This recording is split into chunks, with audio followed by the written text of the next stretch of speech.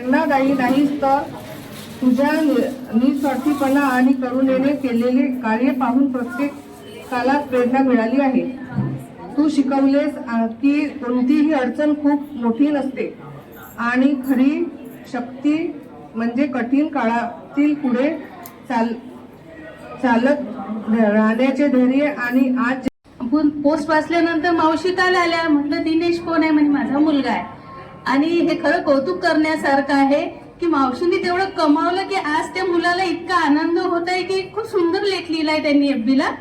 आणि मी तो वाचला की मुलं पण घडवणं म्हणजे हे काही सोपं नाही आहे आज, की त्या मुलाने आपल्या आईचं कौतुक करून सर्वांसमोर ते मीडियामध्ये मांडलं आणि खूप छान शब्द मांडलेले आहे. मला अतिशय आवडले. मी आल्यावरून मावशीला म्हटलं मावशी खूप छान लिहिलेलं आहे मुलांनी.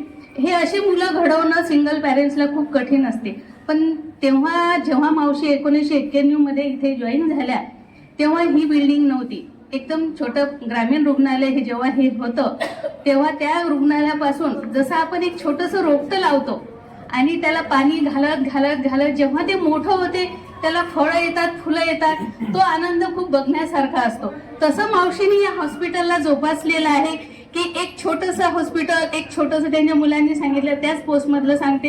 एक निंबाचं झाड होतं. मावशी मुलांना यायच्या, खेळायच्या, तिथे मुलं खेळायचे, मावशी ड्युटी करायच्या, सगळ्यांसोबत रमत गमत करून अशी त्यांनी त्यांची नोकरी केलेली आहे. आणि त्यांच्या समोर हे हॉस्पिटल मोठं झालेलं आहे. आणि जेव्हा आपण आपला संसार असू द्या किंवा झाड असू द्या, हे एक उदाहरण आहे की आपण छोट्यातून जो मोठं विश्व निर्माण करतो आणि जेव्हा ते सोडायचं असते तेव्हा जे दुःख आपल्याला होते ते न सांगण्यासारखं असते. मावशीबद्दल जास्त सांगावं काय सांगावं, मी जास्त त्यांच्या संपर्कात आली नाही. पण जेव्हाही मी राऊंडला जायची मी त्यांच्याबद्दल सांगते की ओल्ड इज गोल्ड म्हणतात, ते काही खोटं नाहीये. राऊंडला गेली, मावशीचं नाव वगैरे मला काहीच माहित नव्हतं. मावशी पण मस्त स्टूलवर बसलेल्या राहायच्या वार्डमध्ये आणि आपण गेलो की त्यांचा रिस्पेक्ट बघा, एकदम उठून उभ्या राहायच्या. जेवायला जरी बसलेल्या असल्या तरी आतमध्ये हात तसा खरकटा सोडून बाहेर यायच्या. विशेष पाहता तर तसं त्यांचं वय आहे किंवा ते आल्याच पाहिजे असं काही नाही. आमचा नर्सिंग स्टाफ आला तरी आम्हाला चालतो, पण मावशीला एक रिस्पेक्ट, आदर कोणाला द्यायचा हे मी मावशीकडून म्हणजे चांगलं वाटलं मला त्यांनी हे केल्याबद्दल. आणि असं नाही की मग मावशीला काही सांगितलं तर फक्त अशी एक छोटीशी स्माईल त्या द्यायच्या. आणि ते आता मी जरी मावशी नसतील, आपण राऊंडला गेलो तरी तो स्टूल मला आता रिकामा दिसेल. तरी आता मावशीला इथे पूर्णविराम तर देता येणार नाही आहे, स्वल्पविराम देते. कारण पूर्णविराम म्हणजे पूर्ण विसर पडणे आहे, स्वल्पविराम म्हणजे यानंतरही मावशीने आमच्यासोबत असंच ऋणानुबंध ठेवावं आणि परत परत आम्हाला भेटावं. आणि याच्यानंतर मावशीला त्यांच्या सुखी आयुष्यासाठी मी हार्दिक शुभेच्छा देते. धन्यवाद. आणि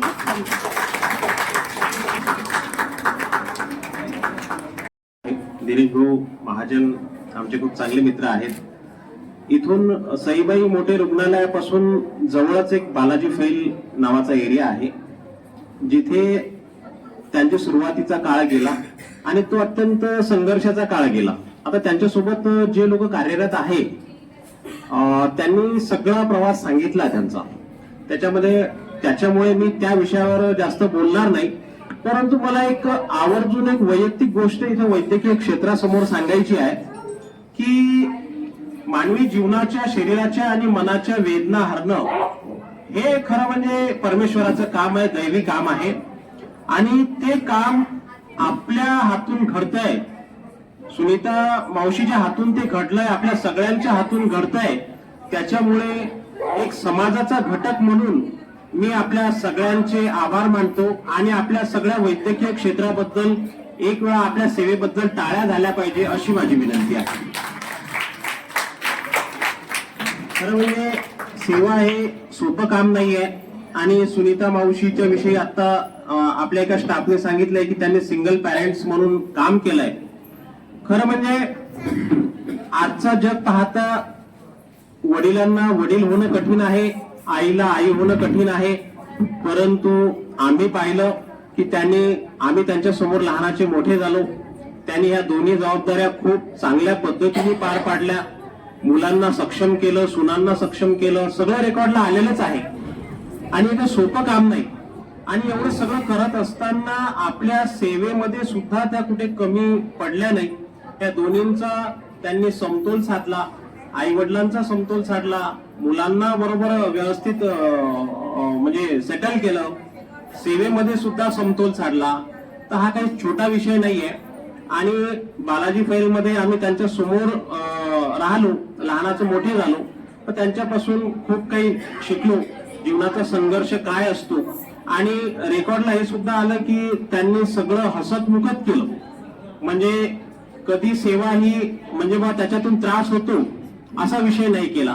आणि जे असं आलंय की बा त्यांचं 34 वर्षाची सेवा झाली, तर मी इमॅजिन करत होतो, आता मी वकिली व्यवसायामध्ये मागील 18-19 वर्षापासून काम करतोय, आम्हालाही लोक बरेचसे भेटतात, परंतु हे एक सेवा क्षेत्र जे आहे, वैद्यकीय क्षेत्र जे आहे, हे काही सोपं नाही आहे. इथे व्यक्ती त्याच्या वेदना घेऊन येतो आणि त्याच्या वेदना हरणं आणि त्याला हँडल करणं आणि पॉझिटिव्ह रीतीने हँडल करणं हा काही सोपा विषय नाहीये. आणि त्याला रिलीफ देणं हाही काही सोपा विषय नाहीये. तर मी विचार करत होतो की यांचा एवढा मोठा काळ गेला कसा असेल, म्हणजे यांनी कसं हँडल केलं असेल.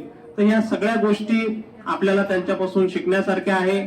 आम्ही सगळे लोक मावशी तुमचे आभारी आहोत आणि तुम्हाला पुढील जीवनामध्ये सुद्धा सुख, समाधान, शांती आणि आरोग्य लाभो एवढी गजानन महाराज चरणी प्रार्थना करतो आणि माझे 2 शब्द संपवतो.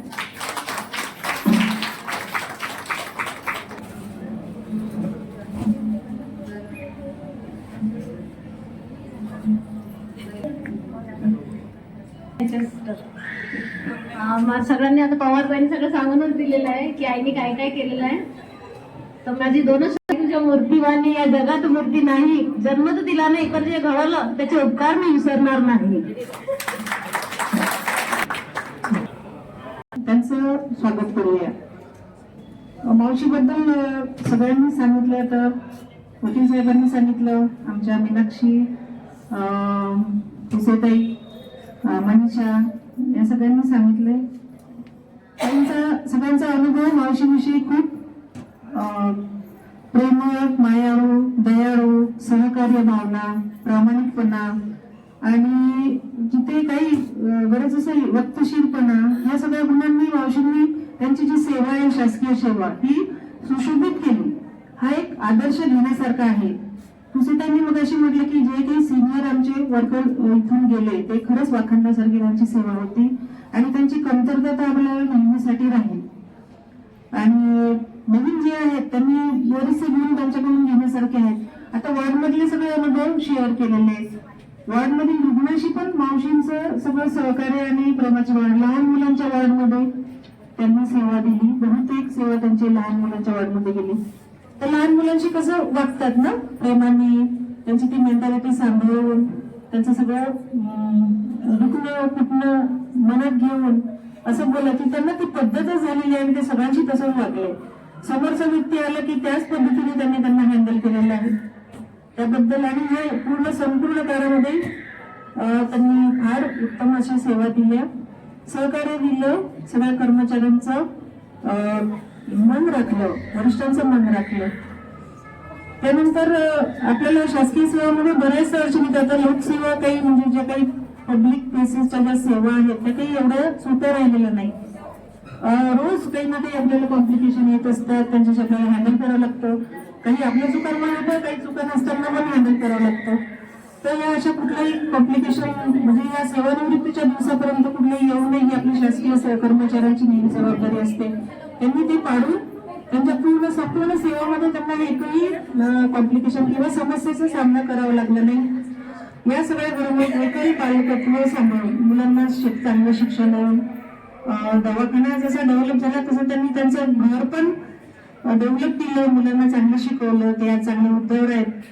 मुलगा बोलला, मुलगी बोलली, सुनबाई बोलल्या, आमचे कर्मचारी बोलले. तोंड भरून अगदी तुमचं कौतुक मावशी. आणि तुमच्या या सगळ्या सेवांचं आम्ही दवाखाना, आमच्या शासकीय सेवा, आमची शासकीय आरोग्य सेवा याचा एक छोटासा भाग म्हणून तुम्ही जे काही देणगी दिली आम्हाला त्याबद्दल आम्ही हृदयापासून तुमचे आभारी आहोत. आणि एवढं मोठं कुटुंब समोर पाहून सगळ्यांना लक्षात येईल की त्यांची कुटुंब संख्या किती आहे. सगळे लोक आवर्जून आले, कौतुक करत आहेत, गिफ्ट आणले. त्याच्यामुळे आता सेवेच्या नंतरचा भाग त्यांचा काही कठीण जाणार नाही असं इथून दिसतं. म्हणजे उद्यापासूनच त्या बिझी होऊन जातील अशी मी प्रार्थना करते. तर अनेक धन्यवाद तुम्हाला. काय बरेचसे विषय आहेत, म्हणजे बरंचसं काही म्हणत आहे, परंतु वेळ म्हणत आपल्याला बोलता येणार नाही. तर मी माझे शब्द सुनणार नाही. परत एकदा त्यांना स्वागत समारंभाचं कौतुक करतो खूप सगळं. ठीक आहे. हे माझी मोठी आई, मम्मीची मोठी बहीण या नात्याने मोठी आई म्हणते लहानपणापासून. लहान बहिणीची मुलगी म्हणजे मुलगीच त्यांची. आणि मी बुलढाणा येथे पाठ्यनिर्देशिका म्हणून काम करते, जिल्हा सामान्य रुग्णालय येथे. बोलण्यास सुरुवात करते. आज सेवानिवृत्तीसाठी जमलेला आहोत. खरं तर हा तिचं फक्त कार्याचा शेवट आहे, जबाबदारीचा नाही. जबाबदारी घरची तर भरपूर आहे. आणि एका छोट्याशा रोपट्याचं एकटी असून 3 मुलं, 6 नाटवंड, एवढा मोठा वटवृक्ष तिने केलाय. आणि प्रेमळ इतकी आहे की आम्हाला काय बोलावं हे सुचत नाही. आणि बरेचसे गुण तिच्याकडून घेण्यासारखे आहे. एक आदर्श व्यक्तिमत्व आहे. घर एकस्कंद कसं ठेवायचं हे तिच्याकडून शिकण्यासारखं आहे. आणि मायाळू तर खूपच आहे. बाकी काही बोलणार नाही. पुढील आयुष्य सुखात जाओ, निरोगी जाओ, हसतमुखाने जाओ, एवढीच ईश्वर चरणी प्रार्थना करते.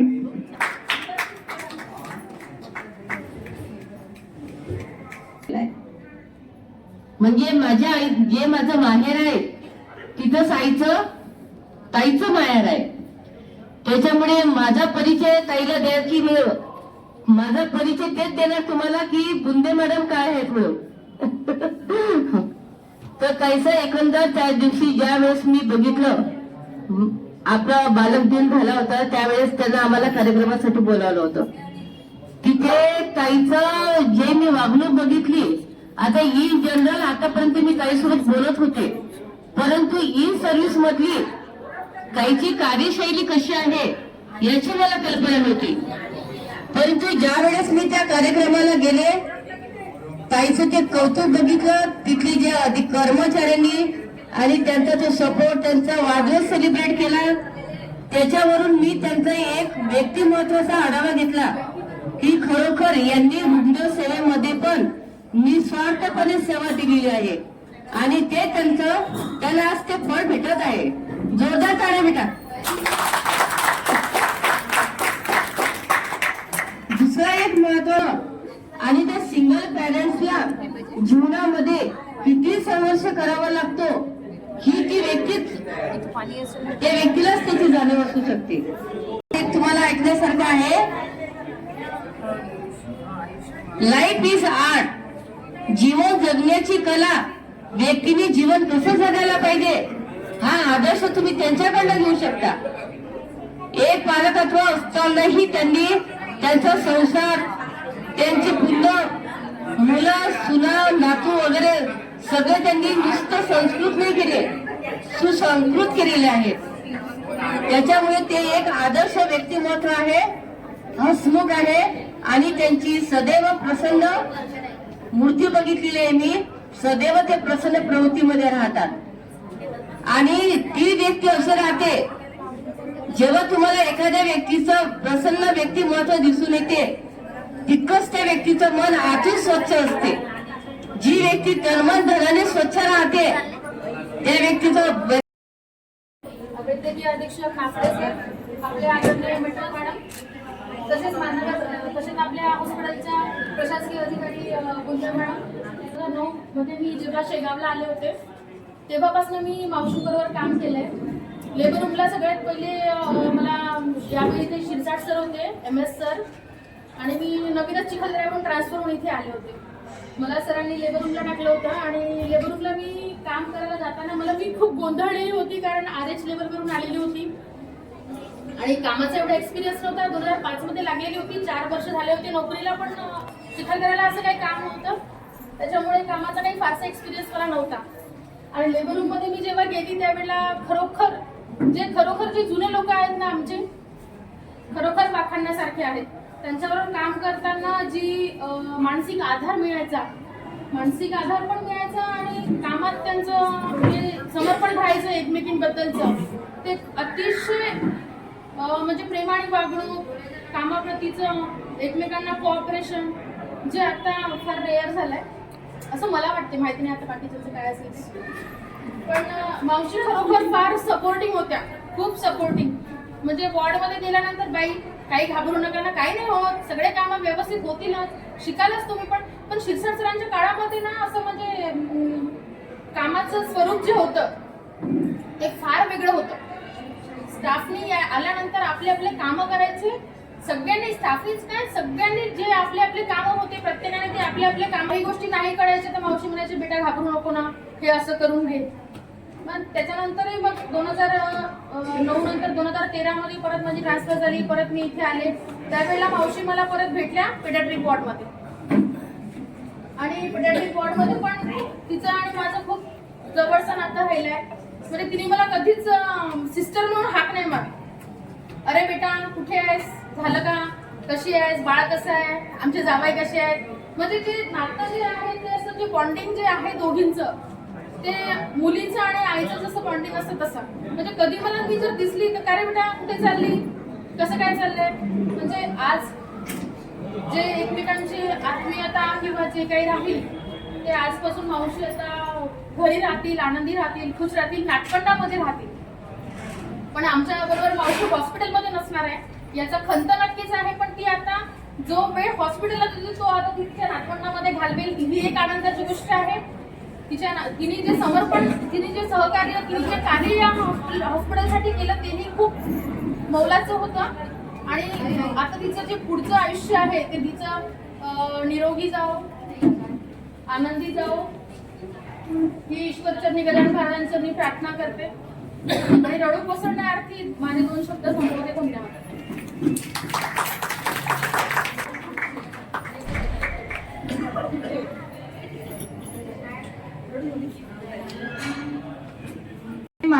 मी 2003ला ज्यावेळेस इथं आली त्यावेळेस आम्ही जनरल वॉर्डला सोबत काम केलं.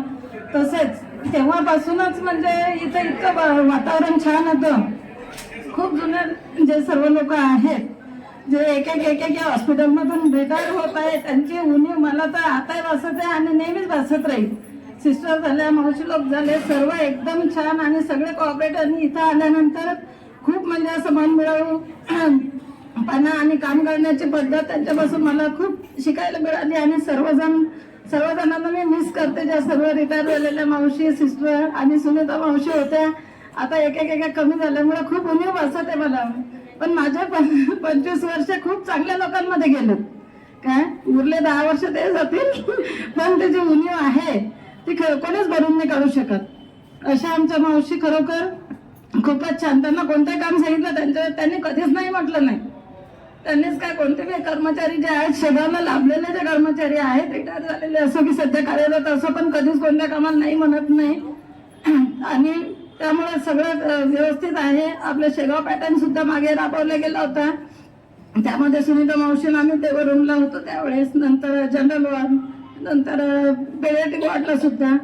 आणि त्यांचे 3 मुलं आणि मला 4थी मुलगी म्हणून मी त्यांना कधीच असं पुरावा दिला नाही. आणि त्यांनी मला मुलगी म्हणूनच हे केलं, सांभाळ केला. असं कधीच वाटलं नाही की त्या मावशी आहेत आणि मी सिस्टर आहो किंवा असं कधीच त्यांनी जाणीव दिलं नाही. त्यांच्या कामाची पद्धत खरोखरच खूप चांगली होती. त्यांच्याकडून होत नसलं तरी ते काम करून घ्यायच्या. पण कधीच अडचण येऊ दिली नाही की मी करत नाही. कधी ॲटिट्यूडनं काम केलं नाही की हे माझं काम नाही, मला कशाला सांगतात. मी तर खूप छोटी होती त्यावेळेस, सगळ्यात ज्युनियर होते मी इथं आली त्यावेळेस. माझं बच्चू पण 9 महिन्याचं होतं. पण सगळ्यांनी इतक्या चांगल्या पद्धतीने मला सांभाळून घेतलं की आजपर्यंत मी मला अशी हे नाही वाटले कोणाला कशाचीच कमी नाही वाटू दिले. नंतर त्यांनी कार्यालयीन आणि वॉर्डच्या कामासोबतच कौटुंबिक जबाबदारी पण खूप छान प्रमाणे म्हणजे पार पाडली. त्याचं उत्तम उदाहरण म्हणजे त्यांची मोठी सूनबाई आहे, तिला लग्नानंतर त्यांनी 11वी-12वी केलं, नंतर GNM केलं, नंतर तिला गव्हर्नमेंट जॉब आहे, आता GMC अकोल्याला आहे. 2रा नंबरचा मुलगा पोलीस आहे. त्यांची सून पण 2nd नंबरची तिथं जिल्हा परिषदला आहे. 3ऱ्या नंबरच्या सुनेला सुद्धा त्यांनी ANM GNM हे शिकवलं. त्यांचा तो मोठा नातू प्रथमेश त्या म्हणजे इथं ड्युटीला घेऊन यायच्या. आपण आपलं स्वतःचं लेकरू सांभाळायचं म्हणलं तर टेन्शन वाटते, पण त्यांनी त्या नाताला सांभाळून सुनेला प्रोत्साहन करीत हे ज्वलंत उदाहरण आहे की त्यांनी घराचं ओके ठीक आहे. कोणच केलेलं नाही. आम्ही जे वाट सांभाळला ते माणूस केंद्र सरलापासून ड्युटी करत आहे आणि माझे मुलं लहान लहान होते, त्यांना सांभाळता आणि पगार कमी होता, भाड्याने रूम करून राहायची अशी परिस्थिती होती माझी. भाड्याने रूम बी कोणी देत नव्हतं लवकर. जास्त सांगितलं तर मला इथं रडायला येईल. माझे 2 शब्द बोलून मी त्या काळ तो सुविधा किती महाजन यांनी काढलेला काळ आहे, तो कोणीच काळ काढू शकत नाही. वर्तमान काळ भविष्य काळ वर्तमान काळ समजते, पण जो काळ असते आरोग्य सेवाचा तो कोणी सांभाळू शकत नाही. मॅडम, आज आम्ही सर्व कर्मचारी आलेले मावशींचे नातेवाईक, आपण सर्व आपल्या बिझी शेड्यूलमधनं वेळ काढून मावशींच्या सेवा मोहिमेच्या कार्यक्रमासाठी आलाय. त्याच्यासाठी तुमचे खूप खूप धन्यवाद. मावशींकडून गॅलरी एरियामध्ये तिकडे पॅसेजमध्ये तिथे जेवणाचा कार्यक्रम आयोजित केलेला आहे. त्यांच्याकडून सर्वांना विनंती आहे की सर्वांनी जेवण करून जावे. मी ट्रेनिंगला असताना मला त्यांची अकोलापासून परिचय आहे. तेव्हापासून मी मावशीला ओळखते. त्याच्यानंतर मी इथं 2015ला आली. त्याच्यानंतर मावशीसोबत मी 6 ते 7 वर्ष.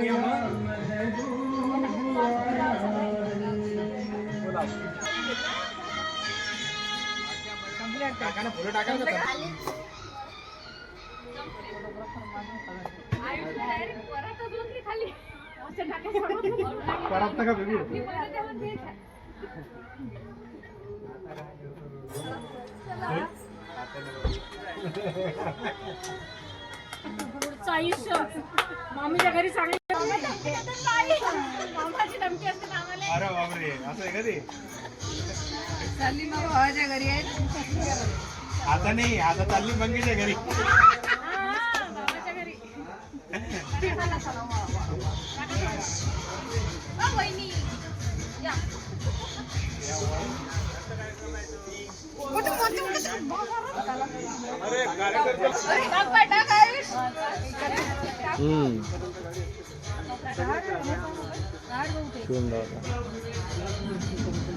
फटाक्याची लोड नाही का?